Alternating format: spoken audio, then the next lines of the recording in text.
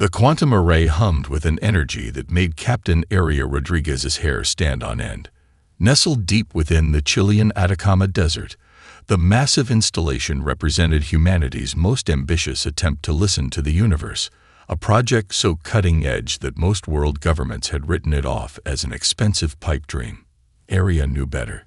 Her fingers danced across holographic interfaces, tracing anomalous data patterns that seemed to defy every known communication protocol.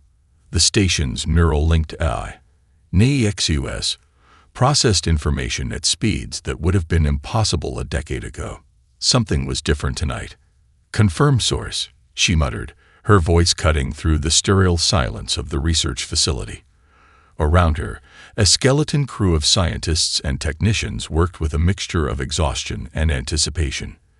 They were the dreamers, the ones who believed something existed beyond humanity's limited understanding. NEXUS responded, its synthesized voice carrying an unusual hint of urgency. Quantum signature confirmed. Source: external to known stellar cartography. Transmission contains multiple encryption layers. The first signal came as a burst of quantum-encoded data, a distress beacon that seemed to tear through the fabric of known communication technologies. But it was the second transmission that made Area's blood run cold. Fragments of an alien language began to resolve, translated by NEXUS in real time. Military protocols, invasion coordinates, tactical deployment strategies. It wasn't just a message, it was a war plan. "This can't be happening," whispered Dr. Marcus Chen, the station's lead quantum physicist.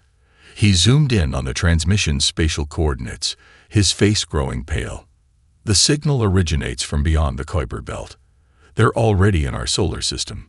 Area's military training kicked in. She understood what most did not. First contact was about to become first conflict. The Krylax Confederation, a name that would soon become synonymous with terror, was approaching Earth with calculated precision. NEXUS continued its analysis. Transmission suggests a multi-stage invasion protocol. Initial approach vectors indicate systematic destruction of orbital infrastructure, followed by ground-based pacification. The quantum array had been designed to listen. Nobody had expected it would become humanity's first line of defense. Area opened a secure quantum communication channel, a network so encrypted that it would take most global intelligence agencies weeks to trace. Her message was brief and devastating. Imminent extraterrestrial threat. Invasion protocol activated. Outside the facility, the Atacama Desert stretched into infinity, a landscape of stark beauty that seemed oblivious to the impending storm. Massive solar collection arrays glinted in the moonlight, powering the most advanced listening station on the planet. Dr. Chen's hands were shaking as he pulled up additional data. The transmission contains references to previous conquests. They'd been doing this for centuries. Entire civilizations reduced to footnotes in their galactic records. But something else caught Area's attention. Buried within the transmission were hints of something the Krylax hadn't intended to reveal. Weaknesses, technological limitations, the kind of strategic intelligence that could mean the difference between extinction and survival. NEXUS, she commanded, begin comprehensive analysis of transmission anomalies. Cross-reference with all known xenological research. The A's response was immediate, initiating deep pattern analysis. Estimated time to preliminary report: 47 minutes. Area knew those 47 minutes would change everything. The quantum array had become more than a listening device. It was now humanity's earliest warning system. As dawn began to break over the Atacama, casting long shadows across the research facility, Captain Rodriguez understood the weight of what was coming. The Krylax believed they were approaching a primitive civilization. They had no idea what was waiting for them. Humanity was about to teach the galaxy a lesson it would never forget. The countdown had begun. Estimated arrival: 72 hours. And everything was about to change. The first Krylax strike came with mathematical precision, a symphony of destruction conducted across the global stage. But precision did not mean predictability. In the subterranean command center beneath the United Nations headquarters in New York, General Elena Vasquez watched holographic displays fragment in real time. Orbital defense networks collapsed like paper structures. Communication satellites transformed into brief, brilliant explosions against the black canvas of space. Tactical networks are down, her communications officer reported, voice tight with barely contained panic. Satellite coverage. A sudden burst of static interrupted him. Completely compromised. What the Krylax didn't understand was how quickly humanity could adapt. Dr. Quan Park, a cybersecurity expert who had been developing decentralized communication protocols for years, was already in motion. His life's work, a mesh network designed to survive total infrastructure collapse, was about to be tested in the most extreme circumstances imaginable. Activate Protocol Hydra. He commanded to a team of digital warfare specialists scattered across multiple continents. Each member was connected through an encrypted, quantum-entangled communication system that made traditional signal interception impossible. In Jakarta, a group of former Special Forces operators transformed a commercial drone manufacturing facility into an improvised weapons production line. Led by Captain Rani Sumarno, they began retrofitting consumer drones with experimental electromagnetic pulse generators salvaged from decommissioned military research projects. "We're not building weapons," Rani told her team, her voice calm despite the chaos outside. "We're building survival mechanisms." The Krylax assault wasn't just a military operation, it was a calculated attempt to break human spirit. Major population centers became primary targets. Energy weapons carved through urban landscapes with terrifying efficiency. Tokyo's skyline disintegrated in waves of plasma. Moscow's historic districts became molten ruins. London's financial district disappeared in seconds. But each destroyed infrastructure created unexpected opportunities. In the ruins of San Francisco's Silicon Valley, a network of tech engineers and research scientists who had been working on experimental neural link technologies saw their moment. Dr. Michael Rodriguez, no relation to Area from the Quantum Array Facility, began repurposing cutting-edge augmented reality systems into tactical communication networks. "They want to cut our communication," he muttered, fingers flying across holographic interfaces. "We'll show them what human communication really means." The global response was anything but unified. At first, national boundaries seemed to dissolve in the face of an extinction-level threat. Military resources that had once been jealously guarded became shared assets. Research facilities that competed now collaborated with unprecedented speed. Satellite imagery revealed the horrifying scale of the initial assault. Massive Krylax motherships hung in low Earth orbit, their geometrically perfect designs a stark contrast to the chaotic destruction below. Each ship represented technological superiority that should have meant total human defeat. But defeat was the one option humanity refused to consider. In underground research facilities across the globe, scientists began a frantic process of technological reverse engineering. The fragments of Krylax technology that survived their initial strikes became puzzle pieces in a desperate attempt to understand, and ultimately counter, the alien invasion. "It's not about matching their technology," Dr. Park explained during an encrypted global conference. "It's about understanding their fundamental weaknesses." Captain Sumarno's drone teams in Jakarta were the first to demonstrate this philosophy. Their electromagnetic pulse generators, cobbled together from consumer electronics and military research, began to show unexpected effectiveness against Krylax's smaller assault craft. The invasion was supposed to be a systematic pacification. Instead, it was becoming a crucible of human innovation. Each destroyed city created 10 more resistance cells. Each fallen communication network sparked new, more resilient methods of connection. The Krylax were fighting not just a military, but an entire species that sought every obstacle as an opportunity for evolution. As the first 24 hours of invasion concluded, something became terrifyingly clear to the alien attackers. Humanity was not going to be another footnote in their conquest records. They were going to be a nightmare. The collaborative research bunker beneath the Swiss Alps was never meant to exist officially. A joint project between 6 of the world's most advanced research institutions, it represented humanity's most ambitious attempt to push the boundaries of scientific understanding. Dr. Imani Okik stood before a holographic display that looked more like an abstract art installation than a scientific breakthrough. Quantum entanglement patterns danced in 3-dimensional space, revealing intricate connections that moments ago had been impossible to perceive. "It's not just about breaking their technology," she muttered to her assistant, Dr. Yuki Tanaka. "It's about understanding the fundamental language of their existence." The bunker hummed with a different kind of energy. While cities burned and civilizations trembled, these researchers saw the Krylax invasion as the ultimate scientific challenge. Every destroyed piece of alien technology was a new puzzle piece, every failed defense system a lesson in potential. Tanaka's fingers moved across quantum computational interfaces that would have seemed like magic to scientists just a decade earlier. "The material composition of their energy weapons," he said, "it's not just technology. It's almost alive." What they discovered was both terrifying and promising. The Krylax technological systems operated on a principle of quantum coherence far more complex than human understanding. Their weapons, their communication systems, their very method of interstellar travel, all relied on a delicate balance of quantum states that could be manipulated.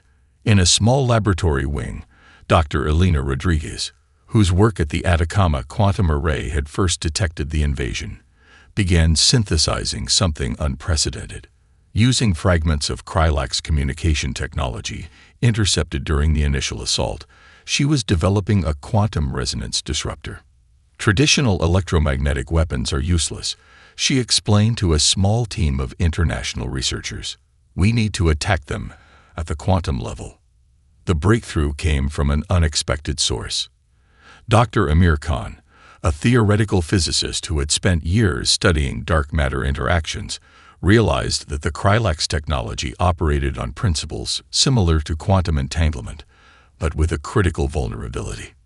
Their entire technological ecosystem was interconnected. A precise quantum disruption could create a cascading failure across their entire system. Outside the bunker, the world continued to burn. But inside, something remarkable was happening. Scientists from competing nations, researchers who would have never collaborated before, now worked with a singular purpose. Dr. Okik's team developed a theoretical framework that could transform captured Krylax technology fragments into quantum communication nodes. Each destroyed alien weapon became a potential tool of resistance. "We're not just defending," she told her team during a marathon 36-hour research session. "We're learning their language of technology." The quantum resonance disruptor took shape, not as a weapon in the traditional sense, but as a sophisticated communication and interference device. It could potentially do more than disable Krylax technology. It could potentially communicate with it. In a parallel research facility in Bangalore, India, a team led by Dr. Priya Sharma was taking a different approach. They were developing neural interface technologies that could interpret the quantum communication patterns of Krylax systems. "Every technological system has a language," Dr. Sharma explained. "We just need to learn how to listen." Their work went beyond traditional signal interception. They were developing a way to understand the fundamental communication principles of an alien technological ecosystem. The Krylax believed they were conducting a systematic invasion. They didn't realize they were providing humanity with the most comprehensive technological education in the species' history. Dr. Rodriguez's quantum resonance disruptor was more than a weapon. It was a Rosetta Stone of alien technology, a key to understanding a civilization that had believed itself untouchable. As research continued, something became clear.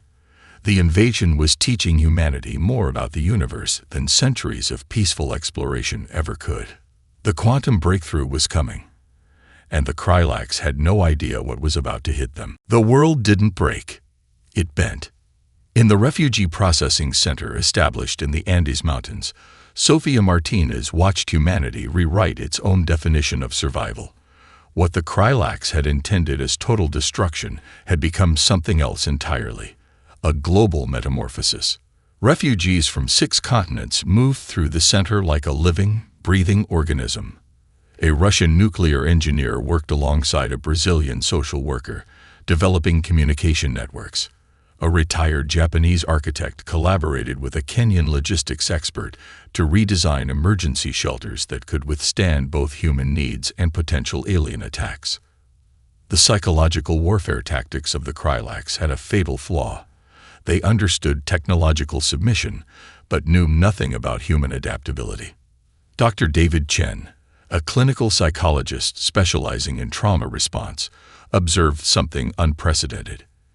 Instead of collective breakdown, humanity was experiencing a rapid social evolution. Traditional barriers of nationality, ethnicity, and economic status were dissolving faster than the Krylax could comprehend.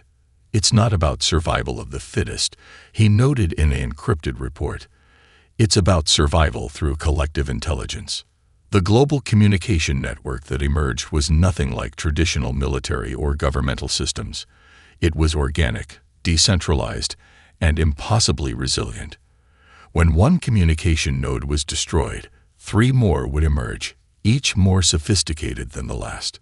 In the mountains of Afghanistan, a group of former rival tribal leaders now coordinated regional defense strategies with mathematicians from MIT. In the Australian outback, indigenous survival techniques merged with cutting-edge drone technologies. A network of high school students in Seoul became more effective intelligence gatherers than most traditional military reconnaissance units. Sophia watched a group of children playing a game that looked like a mixture of chess and real-time strategy simulation. But this was no ordinary game. It was a training ground for distributed problem-solving, teaching tactical thinking through play.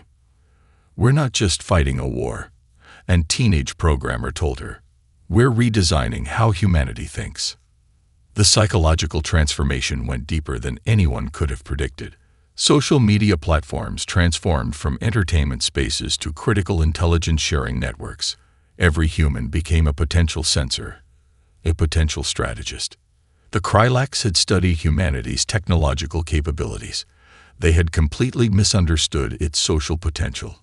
In the refugee center's central command, a wall displayed a real-time map of global resistance efforts. It wasn't organized by traditional military hierarchies, but by problem-solving effectiveness. A small team in rural India might be solving a critical communication challenge that would then be immediately adapted by resistance groups in Canada and Argentina. Dr. Aisha Okonkwo, a complexity theorist who had been studying emergent social systems, explained the phenomenon. Humanity is functioning like a distributed neural network. Each individual is a processing node, continuously adapting, continuously learning. The psychological warfare tactics that had crushed countless civilizations before were failing spectacularly. Every propagandistic transmission from the Krylax was immediately dissected, understood, and neutralized by millions of human minds working in near-instantaneous collaboration. Traditional concepts of leadership were being rewritten. Military command structures gave way to fluid, adaptive teams. A retired logistics manager in Chile might be making strategic decisions that would impact global resistance efforts. A group of college students in Nigeria could develop a communication protocol that would save thousands of lives. They thought they were attacking a species, Sophia muttered, watching the complex interactions around her. They're actually trying to fight an emergent intelligence. The refugee center was more than a survival space. It was a laboratory of human potential. Medical researchers worked alongside engineers. Artists collaborated with military strategists. Every human became multifunctional. Every skill became potentially critical. The Krylax had studied humanity's past. They had completely missed its potential future. As night fell over the ends, Sophia realized something profound. This wasn't just a war of survival. This was humanity's collective coming of age, a species learning to think and act as a unified, adaptive organism. The invasion was teaching humanity something the Krylax never intended: how to truly become one. The Battle of New Shanghai was never going to be fought like a traditional conflict. Commander Jack Liu stood in the city's underground control center, which looked more like a hybrid between a tech startup and a war room. Holographic displays flickered with real-time data streams, each representing a different layer of the impending confrontation. "They think they know urban warfare," Jack muttered to his second-in-command, Lieutenant Zarapatl. "We're about to show them something entirely different." The city had become a living weapon. Every building, every piece of infrastructure was now part of an intricate defense mechanism. The Krylax believed they were entering a conquered urban landscape. In reality, they were walking into a meticulously prepared trap that defied every conventional understanding of warfare. Beneath the streets, a network of repurposed maintenance tunnels had been transformed into a complex nervous system. Autonomous drones, originally designed for construction and delivery, now carried sophisticated electronic warfare packages. Municipal infrastructure systems, water, power, communication, had been weaponized in ways the Krylax could never anticipate. Dr. Elena Rodriguez's quantum resonance technology played a crucial role. The captured alien communication fragments were now being used to create targeted disruption fields. Each Krylax technological system became a potential point of vulnerability. The first wave of alien ground forces approached with calculated precision. Massive armored transport units moved in perfect geometric formations, their energy shields glimmering with an almost beautiful intensity. They never saw the first attack coming. Municipal traffic control systems suddenly came to life. Smart traffic lights created impossible routing patterns. Automated construction equipment, reprogrammed into makeshift defense mechanisms, blocked streets, and created unexpected barriers. Delivery drones carrying experimental electromagnetic pulse generators swarmed like digital piranha. "It's not about destroying them," Jack explained to his team. "It's about making this city completely unnavigable." The Krylax ground forces found themselves trapped in a living maze that constantly shifted and reconfigured. Every attempt to establish a forward base was met with unexpected resistance. Street layouts changed. Communication networks fractured and reformed. What should have been a straightforward urban pacification became a nightmare of constant adaptation. Lieutenant Patil managed a complex network of civilian resistance fighters. Local restaurant owners became intelligence gatherers. Taxi drivers transformed into mobile communication nodes. The city itself had become a distributed weapon system. Experimental augmented reality interfaces allowed civilians to contribute to the defense effort in real time.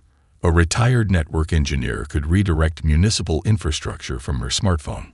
A group of university students could launch a coordinated drone attack using nothing more than modified gaming controllers. The Krylax had studied human military capabilities. They had completely misunderstood human creativity. Underground research teams have been preparing for this moment. The city's entire technological ecosystem had been transformed into an adaptive defense network. Water systems could become electrical conduits. Power grids could generate targeted electromagnetic disruption fields. Communication networks could become weapons of psychological warfare. Jack watched the battle unfold through a series of augmented reality interfaces. Traditional military commanders would have seen chaos. He saw a perfectly choreographed dance of resistance. "They're learning," Zara observed, pointing to a holographic display showing Krylax tactical adjustments. "But we're learning faster." The battle was more than a military confrontation. It was a demonstration of how an entire urban ecosystem could become a living, breathing defense mechanism. Every civilian was a potential combatant. Every piece of infrastructure a potential weapon. As the first day of the Battle of New Shanghai concluded, something became clear. The Krylax were fighting an enemy they could not understand. A civilization that saw limitation as an opportunity for innovation. The city was not just defending itself. It was teaching the invaders a lesson they would never forget. The transmission traveled faster than light, carried on quantum entanglement threads that defied every known principle of communication. In the vast communication hub of the Krylax Confederation's central governance system, Senior Analyst Vorkax watched something unprecedented unfold. What had begun as a routine planetary subjugation was transforming into something far more dangerous, a systemic challenge to the entire galactic power structure. The holographic displays around him showed not just the invasion of Earth, but the cascading reactions across subjugated civilizations. Humanity's resistance was more than a military anomaly. It was a philosophical revolution. They're not just fighting, Vorkax muttered to his assistant, a young data analyst named Rixna. They're inspiring. Buried deep within classified communication archives were records of hundreds of civilizations that had fallen before the Krylax. Each conquest followed a meticulously planned protocol. Initial technological overwhelm, psychological destabilization, complete submission. Earth was rewriting that entire playbook. On the distant mining colony of Vartec Prime, a population that had been subdued for generations began to whisper. The stories spread through encrypted communication networks. Tales of a species that refused to be conquered, that turned every limitation into an opportunity. The Krylax had a fatal weakness they had never acknowledged. Their civilization was built on the assumption of technological and cultural superiority. Humanity was exposing that assumption as a fundamental lie. Dr. Lyra Chen, working in a hidden research facility that bridged multiple resistance groups, understood the deeper implications. It's not about winning a single battle, she explained during a quantum-encrypted conference. It's about demonstrating that resistance is always possible. The communication networks of oppressed civilizations began to change. What had once been carefully monitored and controlled communication channels became rivers of potential rebellion. Each transmission from Earth carried more than information, it carried hope. On the methane seas of Krenak, a species that had been subjugated for 7 generations began to rebuild forbidden communication technologies.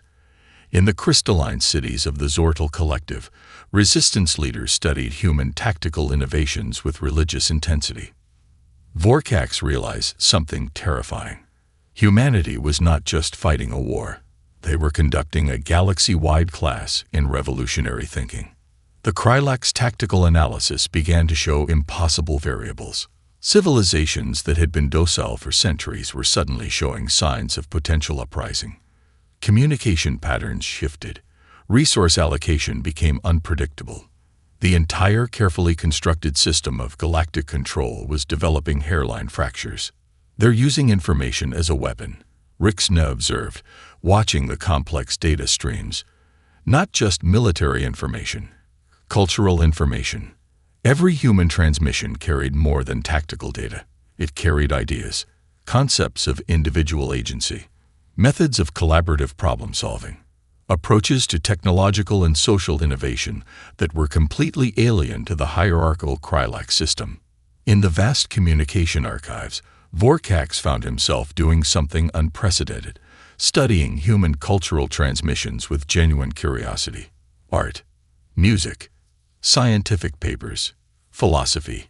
Each transmission revealed a species defined not by its current capabilities, but by its potential for growth.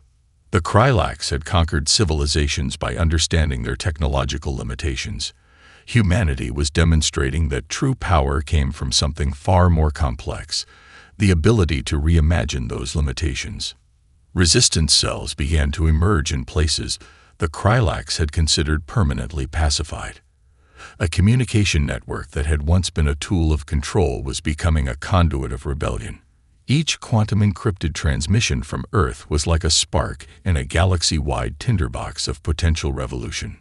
"We are witnessing the beginning of something," Vorkax said quietly, "that we do not yet understand."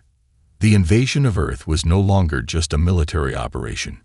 It had become a philosophical challenge to an entire system of galactic control. And the Krylax were beginning to realize they might have started something they could not stop. The battle for the Krylax home system was not going to be fought like any previous conflict in galactic history. Admiral Aria Rodriguez stood on the bridge of the ISV Prometheus, a vessel that was less a traditional warship and more a living testament to human innovation. Around her, a crew composed of specialists from every corner of Earth worked with a synchronicity that would have been impossible mere months ago. Quantum entanglement drives are stable, reported Dr. Marcus Chen, his fingers dancing across holographic interfaces that seemed to breathe with living intelligence. The ship itself was a hybrid of captured Krylax technology and human ingenuity, a weapon that was equal parts scientific marvel and philosophical statement. The approach to the Krylax home system was a carefully orchestrated symphony of distributed intelligence. Hundreds of smaller vessels, each with its own quantum AI, moved with a collective consciousness that defied traditional military strategy. They were not a fleet in the conventional sense, but a single adaptive organism. "They're expecting a conventional assault," Arya told her command team. "We're going to give them something else entirely." The first wave of the attack was invisible. Quantum communication disruption fields began to systematically unravel the Krylax's most fundamental communication and control systems. Their vast technological infrastructure, built on millennia of assumed superiority, began to develop microscopic failures. Dr. Elena Rodriguez, no relation to Arya, but equally brilliant, had developed a series of quantum resonance algorithms that could essentially speak the language of Krylax technology. Each communication node became a potential point of vulnerability, each system a potential pathway for infiltration. "We're not destroying," Elena explained to the bridge crew. "We're rewriting." The Krylax defense systems began to respond in ways they did not understand. Weapon platforms turned on each other. Communication networks became labyrinths of misinformation. The very technologies that had allowed them to conquer countless civilizations were now turning against them. In the command centers of the Krylax homeworlds, panic began to spread. This was not a conventional military assault. This was a complete deconstruction of their entire technological ecosystem. Small teams of human specialists, each connected through quantum-encrypted networks, began to systematically dismantle the Krylax infrastructure. A group of network engineers in what was once Sao Paulo could redirect entire planetary defense systems. A team of theoretical physicists from a research bunker in the Andes could create quantum interference patterns that rendered entire star systems' communication networks useless. Admiral Rodriguez understood something profound. This was not just a war of survival. This was a demonstration of what humanity could become. The battle moved beyond traditional concepts of warfare.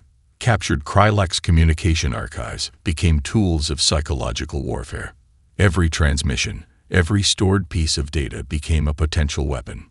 The very memory of the Krylax civilization was being systematically transformed. "We're giving them a choice," Arya told her command team. Surrender or obsolescence. The final confrontation was not about destruction. It was about transformation. Quantum communication networks carried more than tactical information. They carried alternative visions of existence, glimpses of collaborative potential, demonstrations of how a civilization could evolve beyond conquest and control. The Krylax leadership found themselves facing something they could not comprehend. A species that saw conflict not as a means of destruction, but as an opportunity for mutual understanding. As the battle reached its crescendo, something unprecedented happened. The human fleet was not just attacking. It was communicating, offering alternatives, demonstrating possibilities that went beyond the Krylax's millennia-old paradigms of existence. Dr. Chen looked up from his console, a look of almost philosophical wonder on his face. "We're not just fighting a war," he said quietly. "We're offering them a different way of being." The Krylax home system began to transform, not through destruction, but through a complete reimagining of potential. Humanity had come to the stars, and nothing would ever be the same again. The Galactic Reconstruction Summit convened in a place that defied traditional diplomatic expectations. Not a massive conference hall or a sterile governmental complex, but a carefully designed ecological preserve on Mars, a testament to human potential for creation and renewal. Dr. Imani Okik walked through the biodomes, watching delegations from dozens of liberated civilizations interact. What had begun as a defensive war had transformed into something far more profound, a collaborative reimagining of galactic civilization. The central chamber was a marvel of adaptive architecture. Holographic interfaces shifted constantly, allowing real-time translation and communication across species that had never before shared a common language. Quantum communication nodes embedded in the walls created an environment of unprecedented transparency and mutual understanding. "We're not rebuilding," Imani explained to a group of young diplomats from various star systems. "We're designing something entirely new." The aftermath of the Krylax conflict had revealed something remarkable about humanity. Their greatest strength was not technological superiority, but the ability to see potential where others saw only limitations. Liberated civilizations brought their own unique perspectives. The crystalline networked intelligence of the Zortal Collective shared technological insights that complemented human creativity. The methane-breathing cultures of Kreenak offered ecological management techniques that transformed how multiple species could coexist. Admiral Aria Rodriguez, now serving as the primary human representative, understood the delicate balance of this new galactic dynamic. The summit was more than a political gathering. It was the birth of a new kind of interstellar cooperation. "Conquest is a failure of imagination," she told the assembled delegates. "Our goal is not to replace one system of control with another, but to create a framework of mutual growth." The technological exchanges were breathtaking. Quantum communication technologies developed during the conflict were now being adapted to solve challenges that had plagued multiple civilizations for millennia. Medical breakthroughs emerged from collaborative research that merged human creativity with alien biological understanding. Dr. Elena Rodriguez led a team developing adaptive terraforming technologies. Planets once considered uninhabitable were now potential homes for multiple species. Each world became a canvas of possibility, a living experiment in collaborative existence. The young people were the most remarkable aspect of this new reality. Children from Earth studied alongside young beings from civilizations that had been liberated from Krylax control. Their educational systems were being rebuilt not around competition, but around collective problem-solving. In the Mars biodomes, a group of students worked on a joint project, designing communication interfaces for a multi-species ecosystem. A human teenager collaborated with a Vartech energy manipulation specialist and a Zortal collective intelligence representative. Their laughter echoed through the chambers, a sound of genuine discovery. The economic systems that emerged were equally revolutionary. Traditional concepts of resource allocation gave way to collaborative networks that valued innovation, ecological balance, and collective well-being. Each civilization contributed its unique strengths, creating a galactic ecosystem more complex and vibrant than anything that had existed before. Imani watched a demonstration of a new planetary management system. What was once a weapon of war, the distributed intelligence networks developed during the conflict, were now tools of ecological restoration and collaborative development. "We're writing a new chapter of existence," she told a young diplomat. "Not just for humanity, but for every civilization willing to imagine something different." The scars of the conflict remained. Some worlds were still healing. Some species were still learning to trust. But there was an overwhelming sense of possibility. Admiral Rodriguez looked out over the Mars biodomes, understanding the weight of what had been accomplished. Humanity had come to the stars not as conquerors, but as collaborators. Not as a singular species, but as part of a larger, more complex galactic community. The universe had expected humanity to be another conquered civilization. Instead, they had become something else entirely. A spark of potential, a catalyst of change, a bridge between what was and what could be.